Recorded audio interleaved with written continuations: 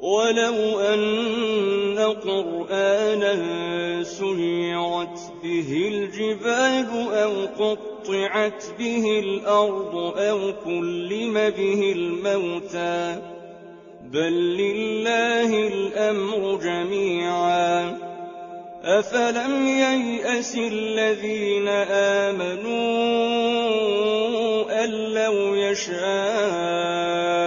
الله لهدى الناس جميعا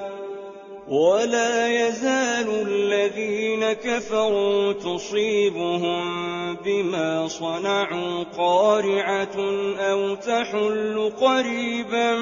من دارهم حتى يأتي وعد الله إن الله لا يخلف الميعاد ولقد استهزئ برسل من قبلك فأمليت للذين كفروا ثم أخذتهم فكيف كان عقاب أفمن هو قائم على كل نفس بما كسبت وجعلوا لله شركاء قل سموهم أم تنبئونه بما لا يعلم في الأرض أم بظاهر من القول بل زين للذين كفروا مكرهم وصدوا عن السبيل ومن يضلل الله فما له من هاد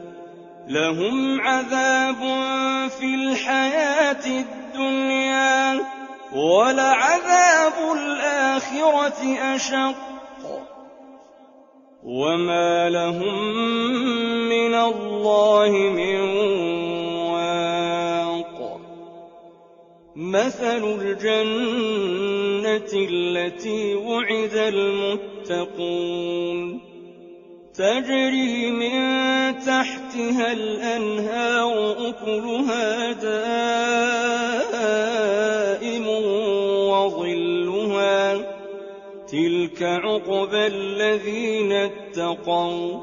وعقبى الكافرين النار والذين آتيناهم الكتاب يفرحون بما أنزل إليك ومن الأحزاب من ينكر بعضه قل إنما أمرت أن أعبد الله ولا أشرك به إليه أدعو وإليه مآب وكذلك أنزلناه حكما عربيا ولئن اتبعت أهواءهم بعدما جاءك من العلم ما لك من الله من ولي ولا واق ولقد أرسلنا رسلا من قبلك وجعلنا لهم أزواجا وذرية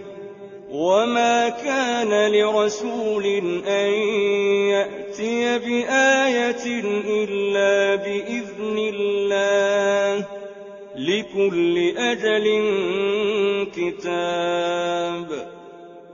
يمحو الله ما يشاء ويثبت وعنده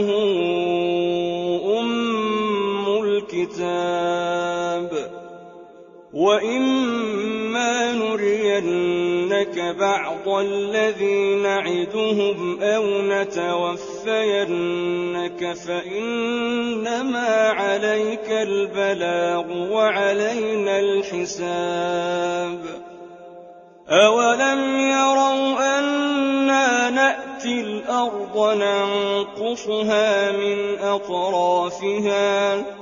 والله يحكم لا معقب لحكمه وهو سريع الحساب وقد مكر الذين من